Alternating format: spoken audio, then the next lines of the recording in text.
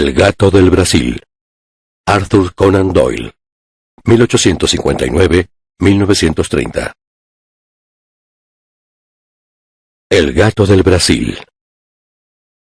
Es una desgracia para un joven tener aficiones caras, grandes expectativas de riqueza, parientes aristocráticos, pero sin dinero contante y sonante, y ninguna profesión con que poder ganarlo. El hecho es que mi padre, hombre bondadoso, optimista y jactancioso, tenía una confianza tal en la riqueza y en la benevolencia de su hermano mayor, solterón, Lord Southampton, que dio por hecho el que yo, su único hijo, no me vería nunca en la necesidad de ganarme la vida. Se imaginó que aun en el caso de no existir para mí una vacante en las grandes posesiones de Southampton, encontraría por lo menos algún cargo en el servicio diplomático, que sigue siendo espacio cerrado de nuestras clases privilegiadas. Falleció demasiado pronto para comprobar todo lo equivocado de sus cálculos. Ni mi tío ni el Estado se dieron por enterados de mi existencia, ni mostraron el menor interés por mi porvenir. Todo lo que me llegaba como recordatorio de ser el heredero de la casa de Holtzwell y de una de las mayores fortunas del país eran un par de faisanes de cuando en cuando o una canastilla de liebres. Mientras tanto, yo me encontré soltero y paseante, viviendo en un departamento de Grosvenor Mansions, sin más ocupaciones que el tiro de pichón y jugar al polo en Hurlingham. Un mes tras otro fui comprobando que cada vez resultaba más difícil conseguir que los prestamistas me renovasen los pagarés, y obtener más dinero a cuenta de las propiedades que habría de heredar. Vislumbraba la ruina que se me presentaba cada día más clara, más inminente y más completa. Lo que más vivamente me daba la sensación de mi pobreza era el que, aparte de la gran riqueza de Lord Southampton, todos mis restantes parientes tenían una posición desahogada.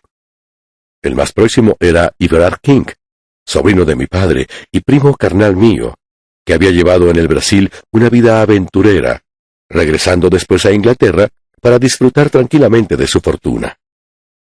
Nunca supimos de qué manera la había hecho, pero era evidente que poseía mucho dinero porque compró la finca de Greylands cerca de Clipton-on-the-Marsh, en Suffolk. Durante su primer año de estancia en Inglaterra no me prestó mayor atención que a mi avaricioso tío. Pero una buena mañana de primavera recibí con gran satisfacción y júbilo una carta en que me invitaba a ir aquel mismo día a su finca para una breve estancia en Greylands Court. Yo esperaba por aquel entonces hacer una visita bastante larga al Tribunal de Quiebras, o Bankruptcy Court, y esa interrupción me pareció casi providencial. Quizá pudiera salir adelante si me ganaba las simpatías de aquel pariente mío desconocido. No podía dejarme por completo en la estacada si valoraba en algo el honor de la familia.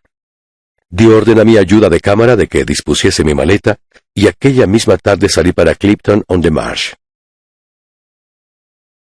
Después de cambiar de tren a uno corto, en ese empalme de Ipswich, llegué a una estación pequeña y solitaria que se alzaba en una llanura de praderas, atravesadas por un río de corriente perezosa, que serpenteaba por entre orillas altas y fangosas, haciéndome comprender que la subida de la marea llegaba hasta allí. No me esperaba ningún coche. Más tarde me enteré de que mi telegrama había sufrido retraso, y por eso alquilé uno en el mesón del pueblo.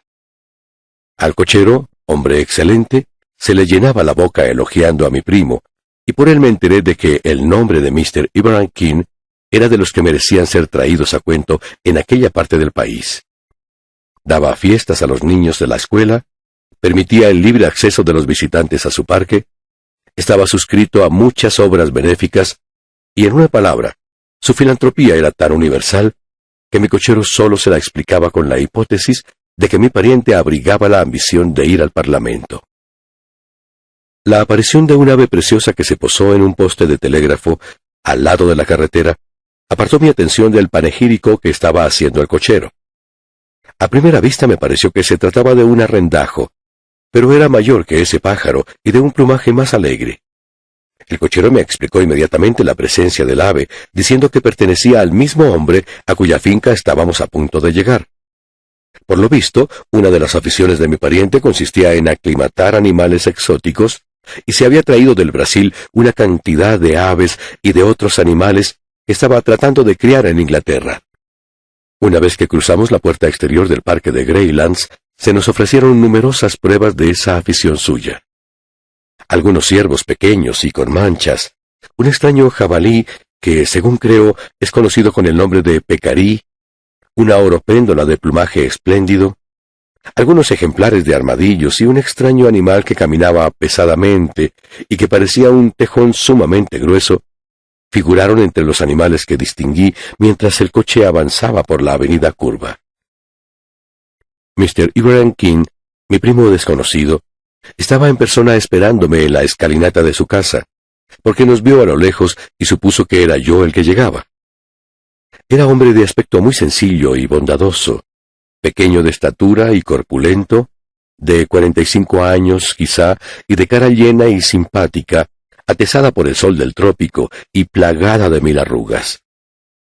Vestía traje blanco, al estilo auténtico del cultivador tropical. Tenía entre sus labios un cigarro y en su cabeza un gran sombrero panameño echado hacia atrás. La suya era una figura que asociamos con la visión de una terraza de bungalow y parecía curiosamente desplazada delante de aquel palacio inglés, grande de tamaño y construido de piedra de sillería, con 2 salas macizas y columnas estilo Palladio delante de la puerta principal. «¡Mujer! ¡Mujer! Aquí tenemos a nuestro huésped», gritó mirando por encima de su hombro. «Bienvenido, bienvenido a Greylands. Estoy encantado de conocerte, primo Marshall, y considero como una gran atención el que hayas venido a honrar con tu presencia esta pequeña y adormilada mansión campestre». Sus maneras no podían ser más cordiales. Enseguida me sentí a mis anchas. Pero toda su cordialidad apenas podía compensar la frialdad e incluso grosería de su mujer, es decir, de la mujer alta y ceñuda que acudió a su llamada. Según tengo entendido, era de origen brasileño, aunque hablaba a la perfección el inglés, y yo disculpé sus maneras atribuyéndolas a su ignorancia de nuestras costumbres. Sin embargo, ni entonces ni después trató de ocultar lo poco que le agradaba mi visita a Greylands Court. Por regla general, sus palabras eran corteses, pero poseía unos ojos negros extraordinariamente expresivos, y en ellos leí con claridad, desde el primer momento, que anhelaba vivamente que yo regresara a Londres. Sin embargo, mis deudas eran demasiado apremiantes, y los proyectos que yo basaba en mi rico pariente demasiado vitales para dejar que fracasasen por culpa del mal genio de su mujer. Me despreocupé, por tanto, de su frialdad, y le devolví a mi primo la extraordinaria cordialidad con que me había acogido.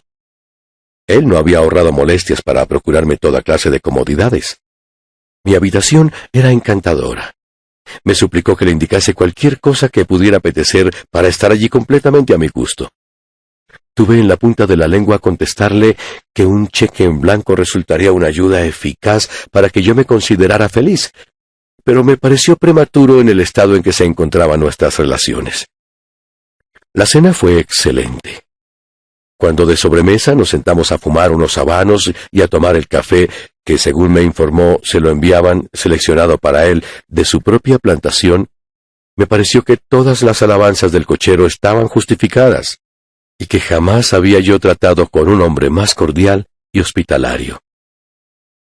Pero, no obstante la simpatía de su temperamento, era hombre de firme voluntad y dotado de un genio arrebatado muy característico. Lo pude comprobar a la mañana siguiente. La curiosa animadversión que la señora de mi primo había concebido hacia mí era tan fuerte que su comportamiento durante el desayuno me resultó casi ofensivo. Pero una vez que su esposo se retiró de la habitación, ya no hubo lugar a dudas acerca de lo que pretendía, porque me dijo: «El tren más conveniente del día es el que pasa a las 12:50.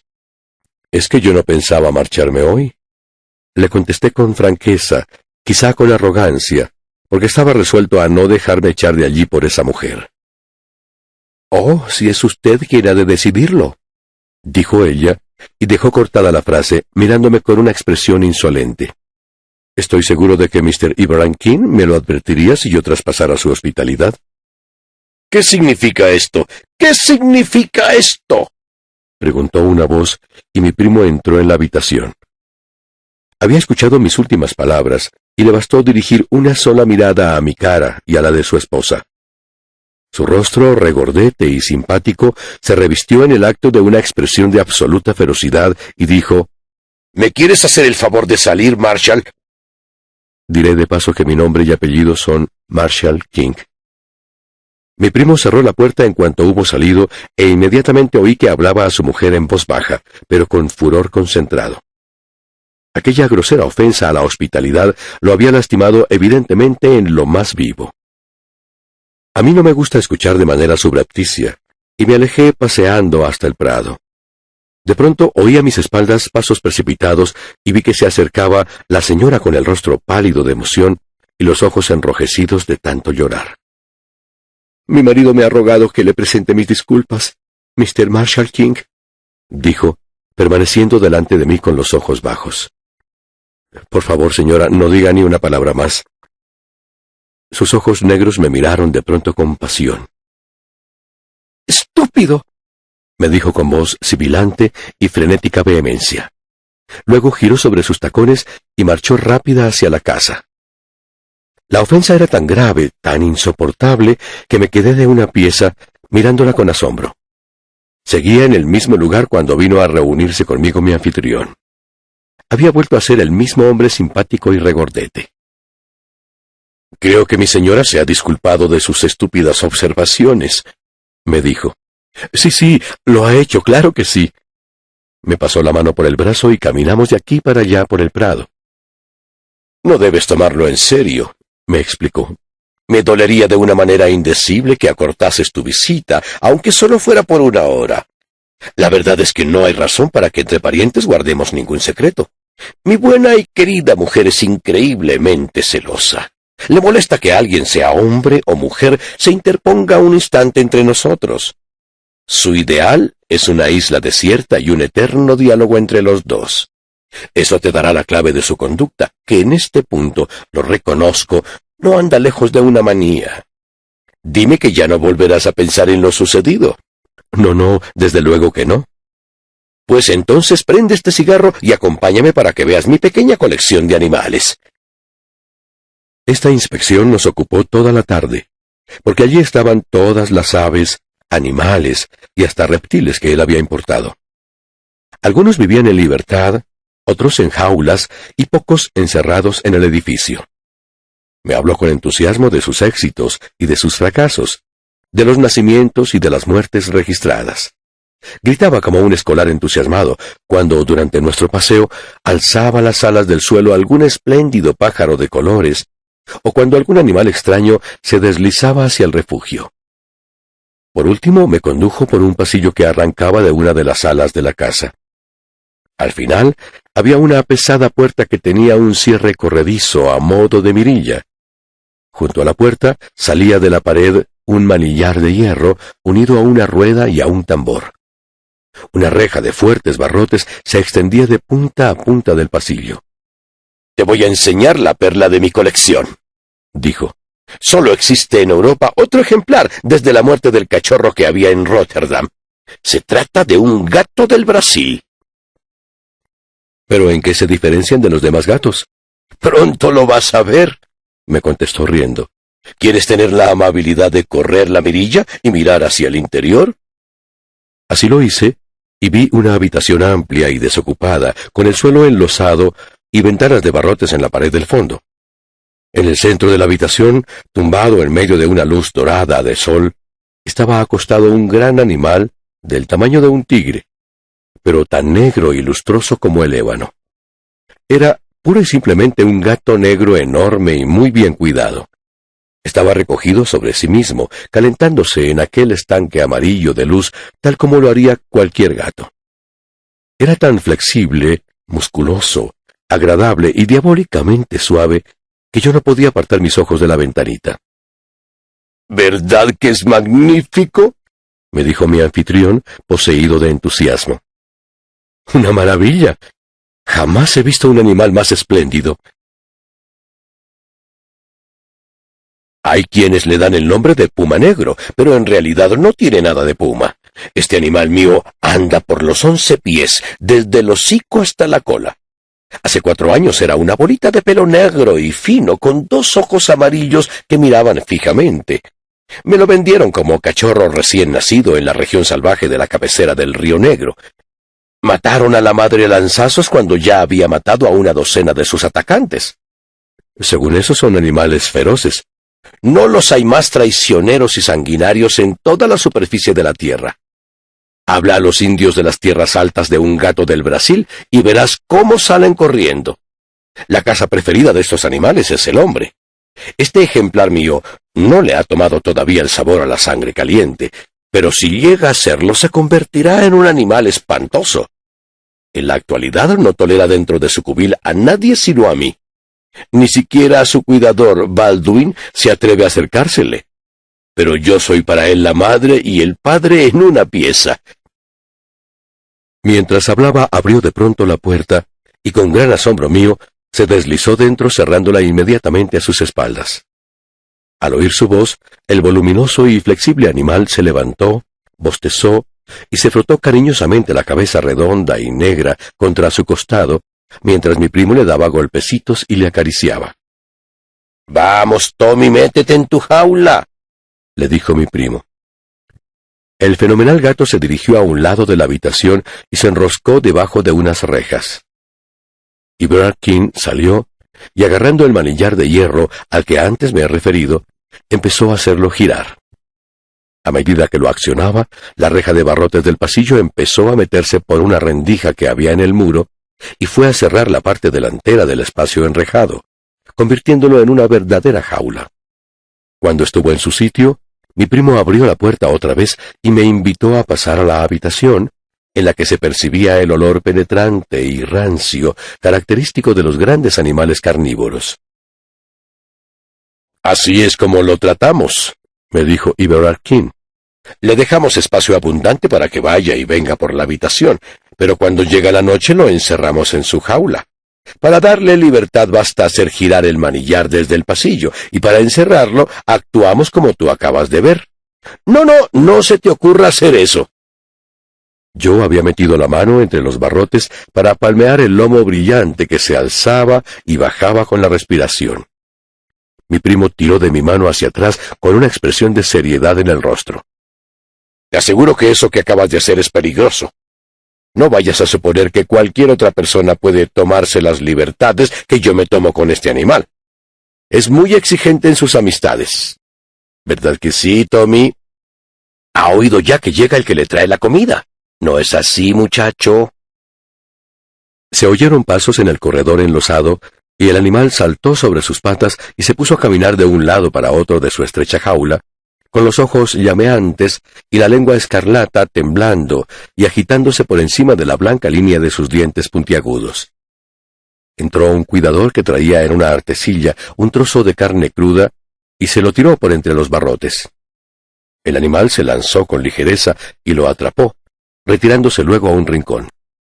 Allí, sujetándolo entre sus garras, empezó a destrozarlo a mordiscos, alzando su hocico ensangrentado para mirarnos de cuando en cuando a nosotros. El espectáculo era fascinante, aunque de malignas sugerencias. «¿Verdad que no puede extrañarte que yo le tenga afición a ese animal?», dijo mi primo cuando salíamos de la habitación. «Especialmente si se piensa en que fui yo quien lo crió. No ha sido cosa de broma transportarlo desde el centro de Sudamérica. Pero aquí está ya, sano y salvo, y como te he dicho, es el ejemplar más perfecto que hay en Europa. La dirección del zoo daría cualquier cosa por tenerlo, pero la verdad es que yo no puedo separarme de él. Bueno, creo que ya te he mortificado bastante con mi chifladura, de modo que lo mejor que podemos hacer es seguir el ejemplo de Tommy y marchar a que nos sirvan el almuerzo». Tan absorto estaba mi pariente de Sudamérica con su parque y sus curiosos ocupantes, que no creí al principio que se interesara por ninguna otra cosa. Sin embargo, pronto comprendí que tenía otros intereses bastante apremiantes al ver el gran número de telegramas que recibía. Le llegaban a todas horas y los abría siempre con una expresión de máxima ansiedad y anhelo en su cara. Supuse a veces que se trataba de negocios relacionados con las carreras de caballos y también de operaciones de bolsa, pero con toda seguridad que se traía entre manos negocios muy urgentes y muy ajenos a las actividades de las llanuras de Suffolk. En ninguno de los 6 días que duró mi visita recibió menos de 4 telegramas, llegando en ocasiones hasta 7 u 8. Yo había aprovechado tan perfectamente aquellos 6 días que al transcurrir ese plazo estaba ya en términos de máxima cordialidad con mi primo. Todas las noches habíamos prolongado la velada hasta muy tarde en el salón de billares. Él me contaba los más extraordinarios relatos de sus aventuras en América. Unos relatos tan arriesgados y temerarios que me costaba trabajo relacionarlos con aquel hombrecito curtido y regordete que tenía delante.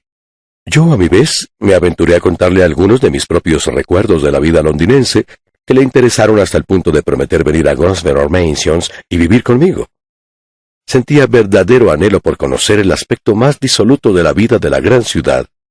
Y mal está que yo lo diga, no podía desde luego haber elegido un guía más competente. Hasta el último día de mi estancia, no me arriesgué a abordar lo que me preocupaba. Le hablé francamente de mis dificultades pecuniarias y de mi ruina inminente, y le pedí consejo, aunque lo que de él esperaba era algo más sólido. Me escuchó atentamente, dando grandes chupadas a su cigarro, y me dijo por fin: «Pero tengo entendido que tú eres el heredero de nuestro pariente Lord Southerton». «Tengo toda clase de razones para creerlo, pero jamás ha querido darme nada». «Sí, ya he oído hablar de su tacañería. Mi pobre Marshall, tu situación ha sido sumamente difícil. A propósito, ¿no has tenido noticias últimamente de la salud de Lord Southerton?» «Se está muriendo desde que yo era niño». «Así es. No ha habido jamás un gozne chirriante como ese hombre. Quizá tu herencia tarde todavía mucho en llegar a tus manos. Válgame Dios, ¿en qué situación más lamentable te encuentras?» «He llegado a tener alguna esperanza de que tú, conociendo como conoces la realidad, quizá accedieras a adelantarme». «Ni una palabra más, muchacho», exclamó con la máxima cordialidad. «Esta noche hablaremos del asunto y te prometo hacer todo cuanto esté en mi mano». No lamenté el que mi visita estuviese llegando a su término, porque es una cosa desagradable el vivir con el convencimiento de que hay en la casa una persona que anhela vivamente que uno se marche. La cara cetrina y los ojos antipáticos de la esposa de mi primo me mostraban cada vez más un odio mayor. Ya no se conducía con grosería activa, porque el miedo a su marido no se lo consentía. Pero llevó su insana envidia hasta el extremo de no darse por enterada de mi presencia, de no hablarme nunca, y de hacer mi estancia en Greylands todo lo desagradable que pudo. Tan insultantes fueron sus maneras en el transcurso del último día que, sin duda alguna, me habría marchado inmediatamente de no mediar la entrevista que había de celebrar con mi primo aquella noche, y que yo esperaba me sacara de mi ruinosa situación. La entrevista se celebró muy tarde, porque mi pariente, que en el transcurso del día recibió más telegramas que de ordinario, se encerró después de la cena en su despacho, y únicamente salió cuando ya todos se habían retirado a dormir. Le oí realizar su ronda como todas las noches, cerrando las puertas, y por último vino a juntarse conmigo en la sala de billares. Su voluminosa figura estaba envuelta en un batín y tenía los pies metidos en unas zapatillas rojas turcas sin talones. Tomó asiento en un sillón, se preparó un grog en el que el whisky superaba al agua, y me dijo: «Vaya noche la que hace». En efecto, el viento aullaba y gemía en torno de la casa, y las ventanas de persianas retemblaban y golpeaban como si fueran a ceder hacia adentro. El resplandor amarillo de las lámparas y el aroma de los cigarros parecían por contraste más brillante uno y más intenso el otro. Mi anfitrión me dijo: «Bien, muchacho, disponemos de la casa y de la noche para nosotros solos. Explícame cómo están tus asuntos y yo veré lo que puede hacerse para ponerlos en orden. Me agradaría conocer todos los detalles». Animado por estas palabras, me lancé a una larga exposición en la que fueron desfilando todos mis proveedores y mis banqueros, desde el dueño de la casa hasta mi ayuda de cámara. Llevaba en el bolsillo algunas notas, ordené los hechos, y creo que hice una exposición muy comercial de mi sistema de vida anticomercial y de mi lamentable situación. Sin embargo, me sentí deprimido al darme cuenta de que la mirada de mi compañero parecía perdida en el vacío, como si su atención estuviese en otra parte. De cuando en cuando lanzaba una observación, pero era tan de compromiso y fuera de lugar que tuve la seguridad de que no había seguido el conjunto de mi exposición. De cuando en cuando parecía despertar de su ensimismamiento y esforzarse por exhibir algún interés, pidiéndome que repitiese algo o que me explicase más a fondo, pero siempre volvía a recaer en su ensimismamiento. Por último, se puso de pie y tiró a la rejilla de la chimenea la colilla de su cigarro, diciéndome: «Te voy a decir una cosa, muchacho. Yo no tuve jamás buena cabeza para los números, de modo que ya sabrás disculparme. Lo que tienes que hacer es exponerlo todo por escrito y entregarme una nota de la totalidad. Cuando lo vea en negro y blanco lo comprenderé». La proposición era animadora y le prometí hacerlo. «Bien, ya es hora de que nos acostemos. Por Júpiter, el reloj del vestíbulo está dando la 1». Por entre el profundo bramido de la tormenta se dejó oír el tintineo del reloj que daba la hora. El viento pasaba rozando la casa con el ímpetu de la corriente de agua de un gran río. Mi anfitrión dijo: «Antes de acostarme tendré que echar un vistazo a mi gato. Estos ventarrones lo excitan. ¿Quieres venir?» «Desde luego que sí», le contesté. «Pues entonces camina pisando suave y no hables, porque todo el mundo está acostado». Cruzamos en silencio el vestíbulo iluminado por lámparas y cubierto con alfombras persas, y nos metimos por la puerta que había al final. Reinaba una absoluta oscuridad en el pasillo de piedra, pero mi anfitrión echó mano de una linterna de caballeriza que colgaba de un gancho y la encendió. Como no se veía en el pasillo la reja de barrotes, comprendí que la fiera estaba dentro de su jaula. «Entra», dijo mi pariente, y abrió la puerta. El profundo gruñido que lanzó el animal cuando entramos nos demostró que, en efecto, la tormenta lo había irritado. A la vacilante luz de la linterna distinguimos la gran masa negra recogida sobre sí misma en el rincón de su cubil, proyectando una sombra achaparrada y grotesca sobre la pared enjalbegada. Su cola se movía irritada entre la paja. «El bueno de Tommy no está del mejor humor», dijo Iberard King, manteniendo en alto la linterna y mirando hacia donde estaba su gato. «¿No es verdad que da la impresión de un demonio negro? Es preciso que le dé una ligera cena para que se amanse un poco. ¿Querría sostener un momento la linterna?» La tomé de su mano y él avanzó hacia la puerta y dijo: «Aquí afuera tiene la despensa. Perdóname un momento». Salió y la puerta se cerró a sus espaldas con un golpe metálico. Aquel sonido duro y chasqueante hizo que mi corazón dejase de latir. Se apoderó de mí una súbita oleada de terror. Un confuso barrunto de alguna monstruosa traición me dejó helado. Salté hacia la puerta, pero no había manillar del lado interior. «Oye», grité, «déjame salir». «No pasa nada, no armes escándalo», me gritó mi primo desde el pasillo. «Tienes la luz encendida». «Sí, pero no me agrada de modo alguno el estar encerrado y solo de esta manera». «¿Qué no te agrada?» Oí que se reía con risa cordial. «No vas a estar mucho tiempo solo». «Déjame salir», repetí muy irritado. «Te digo que no admito bromas de esta clase». «Esa es precisamente la palabra, broma», me contestó, lanzando otra risa odiosa.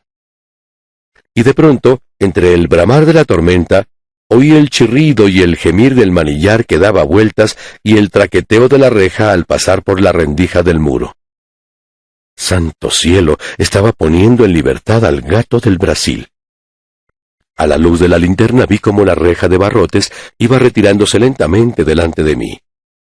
Había ya una abertura de un pie en su extremidad.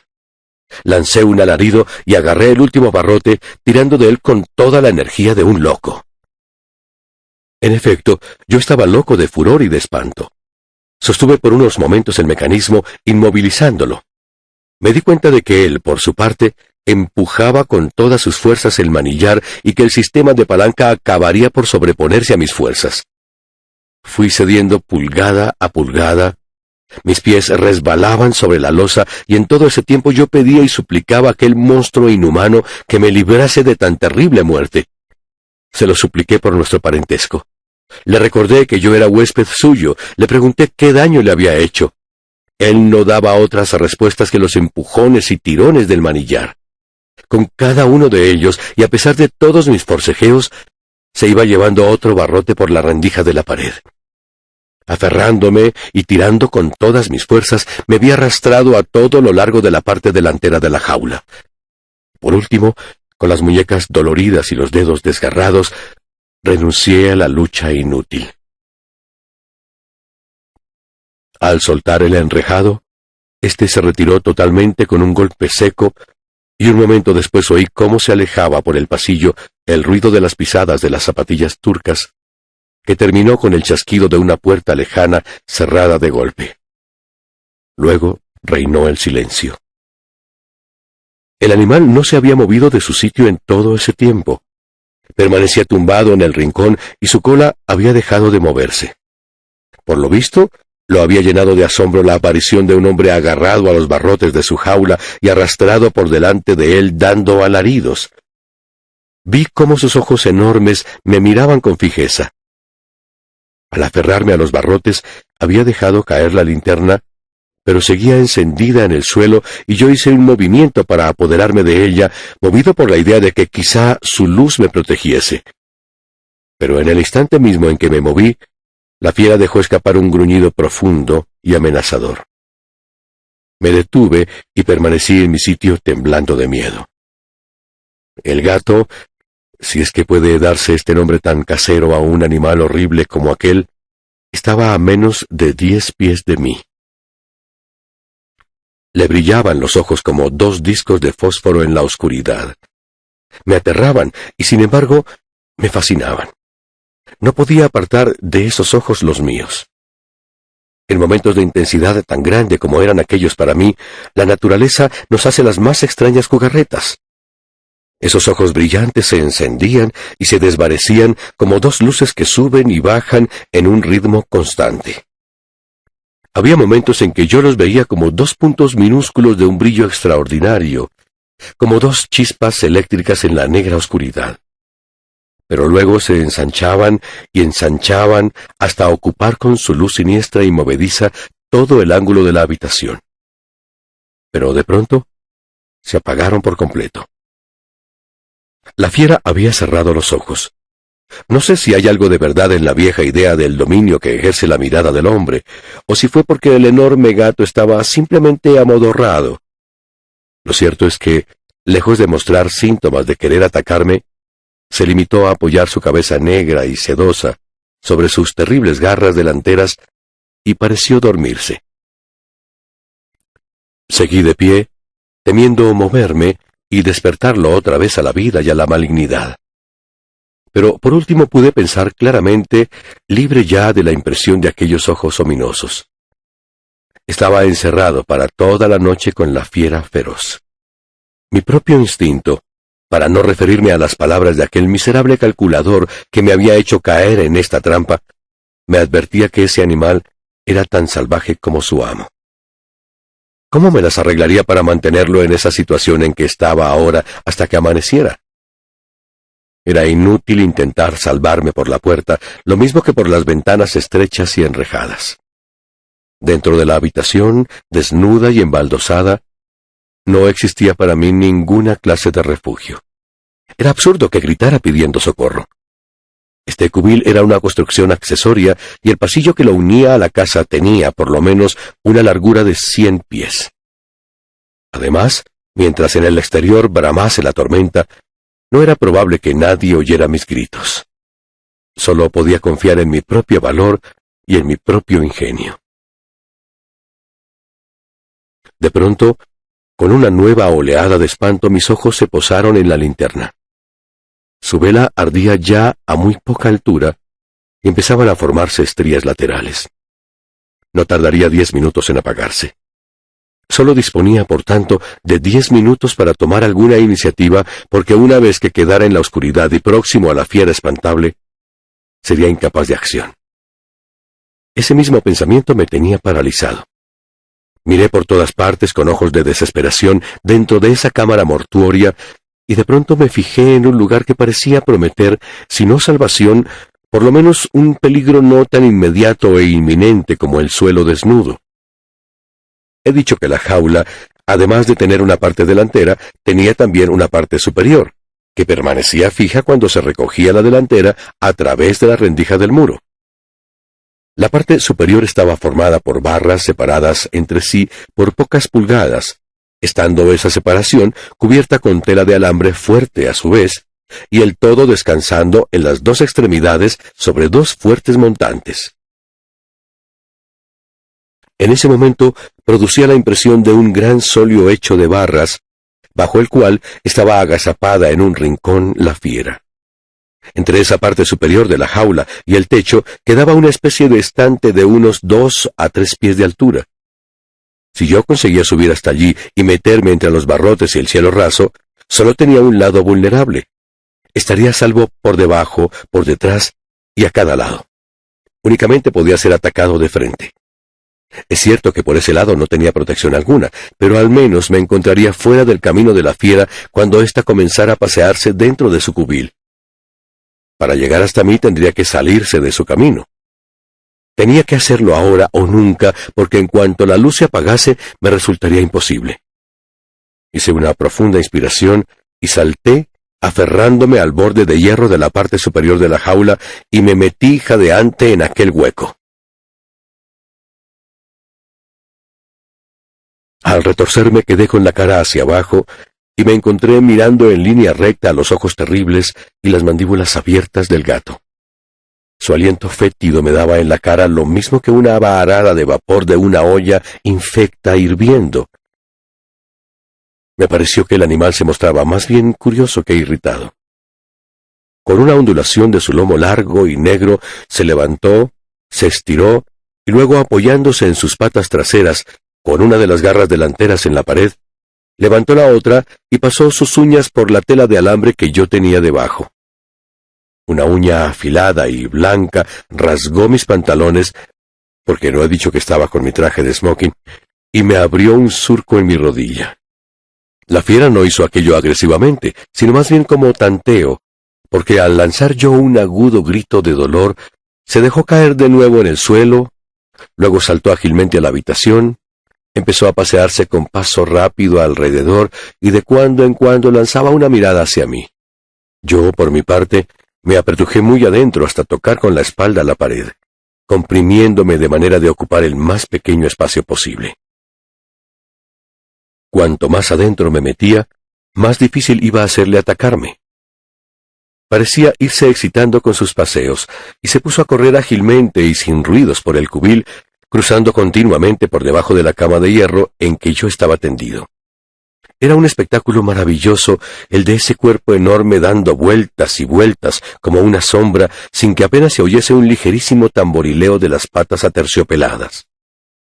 La vela brillaba con muy poca luz, hasta el punto exacto en que yo podía distinguir el animal. De pronto, después de una última llamarada y chisporroteo, se apagó por completo. Me encontraba a solas y en la oscuridad con el gato. Parece que el saber que uno ha hecho todo lo posible ayuda a enfrentarse con el peligro. No queda entonces otro recurso que el de esperar con calma el resultado. En mi caso, la única posibilidad de salvación estaba en el sitio en que me había refugiado. Me estiré, pues, y permanecí en silencio, sin respirar casi, con la esperanza de que la fiera se olvidara de mi presencia si yo no hacía nada por recordárselo. Calculo que serían las 2 de la madrugada. A las 4 amanecería. Solo tenía pues que esperar 2 horas a la luz del día. En el exterior, la tormenta seguía furiosa y la lluvia azotaba constantemente las pequeñas ventanas. En el interior, la atmósfera fétida y ponzoñosa era insoportable. Yo no veía ni olía al gato. Traté de pensar en otras cosas. Pero solo había una con fuerza suficiente para apartar mi pensamiento de la terrible situación en que me encontraba. La villanía de mi primo, su hipocresía no igualada por nadie, el odio maligno que me profesaba. Un alma de asesino medieval acechaba detrás de aquella cara simpática. Cuanto más pensaba en ello, más claramente veía toda la astucia con que había preparado el golpe. Por lo visto se había acostado como los demás. Sin duda alguna, había preparado sus testigos para demostrarlo. Después, sin que esos testigos lo advirtiesen, había bajado sigilosamente, me había metido con engaños en el cubil y me había dejado encerrado. La historia que él contaría era por demás sencilla. Yo me había quedado en el salón de billares terminando de fumar mi cigarro. Había bajado por propia iniciativa para echar una última ojeada al gato del Brasil. Me había metido en la habitación sin darme cuenta de que la jaula estaba abierta y la fiera había hecho presa de mí. ¿Cómo se le podría demostrar el crimen que había cometido?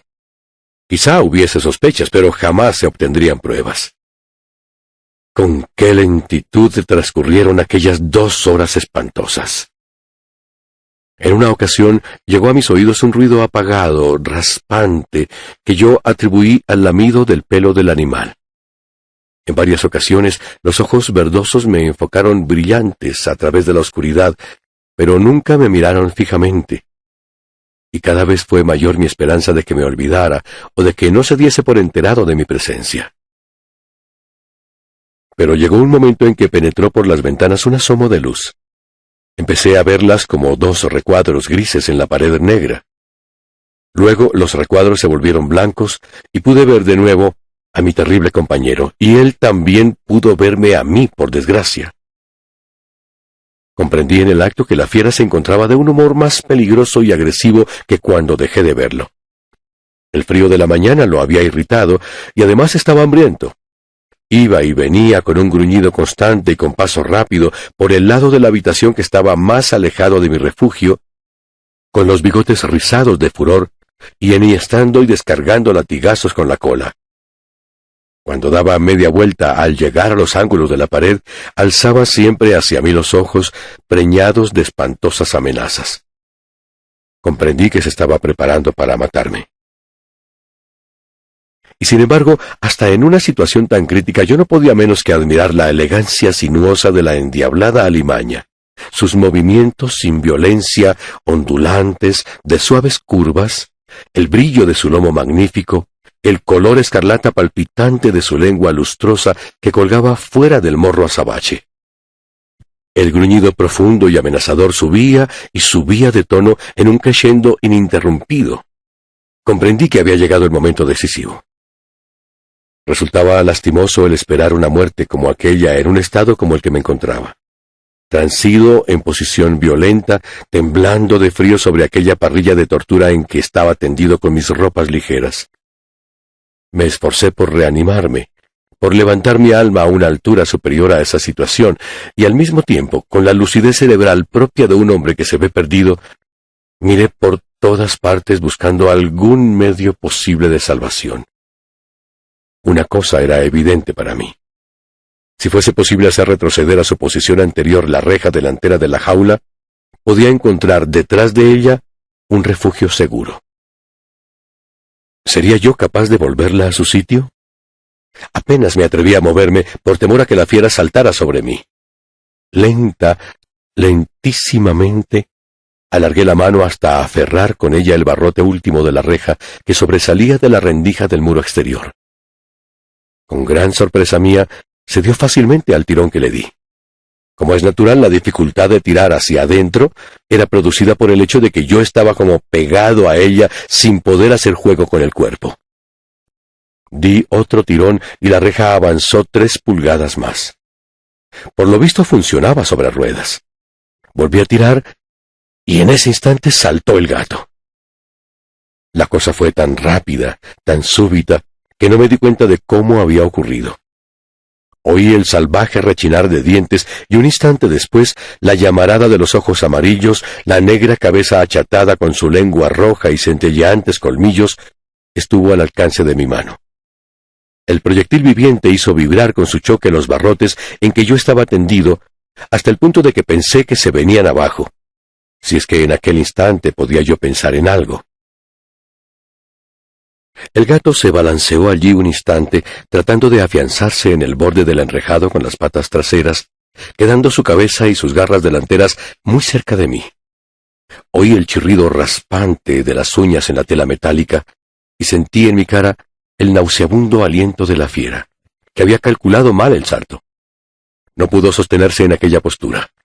despacio enseñando furiosa los dientes y arañando con desesperación los barrotes, perdió equilibrio y cayó pesadamente al suelo. Pero se volvió al instante con un gruñido hacia mí y se agazapó para dar otra vez el salto.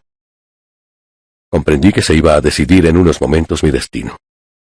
El animal había aprendido la lección y ya no calcularía mal. Era preciso que yo actuara con rapidez y sin temor alguno si quería tener alguna posibilidad de conservar la vida. Me tracé un plan. Me despojé del smoking y se lo tiré a la fiera encima de la cabeza. Simultáneamente me dejé caer al suelo y agarré la primera barra de reja delantera y tiré con frenesí hacia adentro. Respondió a mi esfuerzo con una facilidad mucho mayor de lo que yo esperaba. Crucé la habitación arrastrándola conmigo. Pero la posición en que me encontraba al realizar ese avance me obligó a quedar del lado exterior de la reja. Si hubiese quedado del lado interior, tal vez hubiese salido sin un rasguño. Pero tuve que detenerme un instante para tratar de meterme por la abertura que yo había dejado. Bastó ese instante para dar tiempo a la fiera de desembarazarse del smoking con que le había cegado y para lanzarse sobre mí. Me precipité en el interior de la jaula por la abertura y empujé la reja hasta el final. Pero el gato cogió mi pierna antes de que yo pudiera meterla por completo. Un golpe de su enorme garra me arrancó la pantorrilla, lo mismo que un cepillo arranca una viruta de madera. Un instante después, desangrándome y a punto de desmayarme, estaba tendido entre la maloliente cama de paja y separado de la fiera por aquellas rejas amigas contra las que se lanzaba con loco frenesí. Demasiado gravemente herido para moverme y demasiado desmayado para experimentar la sensación del miedo, no pude hacer otra cosa que permanecer tumbado, más muerto que vivo, viendo el espectáculo. El gato apretaba contra los barrotes el pecho negro y ancho y buscaba atacarme con las uñas ganchudas de sus garras, tal como he visto hacer a un gato delante de una trampa de alambre para ratoncitos. Me arrancaba trozos de la ropa, pero por más que se estiraba, no conseguía asirme. He oído hablar de que las heridas producidas por los grandes animales carnívoros ocasionan una curiosa sensación de embotamiento. En efecto, estaba escrito que yo también lo experimentaría, porque perdí toda conciencia de mi personalidad y la perspectiva del posible fracaso o éxito de aquel animal me producía el mismo efecto de indiferencia que si yo estuviera contemplando un juego inofensivo. Después, mi cerebro fue alejándose de una manera insensible hasta la región de los sueños confusos, en los que penetraban una y otra vez la negra cara y la roja lengua. Por ese camino me perdí en el nirvana del delirio, en el que encuentran alivio bendito todos aquellos que han llegado a un punto excesivo de sufrimiento. Tratando posteriormente de rehacer el curso de los acontecimientos, llego a la conclusión de que debí permanecer insensible por espacio de 2 horas más o menos. Lo que me volvió una vez más en mí fue ese vivo chasquido metálico con el que se había iniciado mi terrible experiencia. Era que alguien había hecho retroceder la cerradura automática. A continuación, antes aún de que mis sentidos estuviesen lo suficientemente despiertos para comprender lo que veían, me di cuenta de que en la puerta abierta y mirando hacia el interior estaba la cara regordeta y de simpática expresión de mi primo. Sin duda alguna que el espectáculo que se le ofreció lo dejó atónito. El gato se hallaba agazapado en el suelo. Yo estaba tumbado de espaldas dentro de la jaula, en mangas de camisa, con las perneras de los pantalones desgarradas y rodeado de un gran charco de sangre. En este momento me parece estar viendo su cara de asombro iluminada por los rayos del sol matinal. Miró hacia mí una y otra vez. Luego cerró la puerta a sus espaldas y se adelantó hacia la jaula para ver si yo estaba realmente muerto. No puedo intentar describir lo que ocurrió porque no me hallaba en un estado como para testificar o escribir el relato de la escena. Lo único que puedo decir es que tuve conciencia súbita de que retiraba su rostro del mío y de que volvía a mirar a la bestia. «¡Vamos, querido Tommy! ¡Formalidad, querido Tommy!», gritó. Luego se aproximó a los barrotes de la jaula, vuelto de espaldas hacia mí todavía, y bramó. «¡Quieto, estúpido animal! ¡Quieto, te digo! ¿Es que no conoces a tu amo?». Aunque mi cerebro estaba como atontado, me vinieron súbitamente al recuerdo las palabras que me había dicho ese hombre, de que el regusto de sangre enfurecía al gato, convirtiéndolo en un demonio. Era mi sangre la que había paladeado, pero el amo iba ahora a pagar el precio de ella. ¡Apártate!, chilló. ¡Apártate, demonio! ¡Baldwin! ¡Baldwin! ¡Oh, santo Dios! Lo oí luego caer, levantarse y volver a caer, con ruido de saco que se desgarra. Sus alaridos fueron debilitándose hasta quedar ahogados por el gruñido lacerante. Luego, cuando yo pensaba que había muerto, vi como en una pesadilla una figura ciega, hecha jirones, empapada en sangre, que corría alocada por la habitación. Y esa fue la última visión que tuve de ese hombre antes de volver a perder el conocimiento. Tardé muchos meses en sanar. A decir verdad, no puedo decir que haya sanado todavía ni que sanaré, porque tendré que usar hasta el fin de mis días un bastón, como recuerdo de la noche que pasé con el gato del Brasil. Cuando Baldwin, el cuidador, y los demás criados acudieron a los gritos de agonía que lanzaba su amo, no pudieron contar lo que había ocurrido, porque a mí me encontraron dentro de la jaula, y los restos mortales de su amo, o lo que más tarde pudieron comprobar que eran sus despojos, los tenía entre sus garras la fiera que él había criado. La ahuyentaron con hierros al rojo y por último la mataron a tiros por la ventanita de la puerta. Solo entonces pudieron extraerme de allí. Me condujeron a mi dormitorio donde permanecí entre la vida y la muerte durante varias semanas bajo el techo del que quiso asesinarme. Enviaron en busca de un cirujano a Clipton e hicieron venir de Londres una enfermera.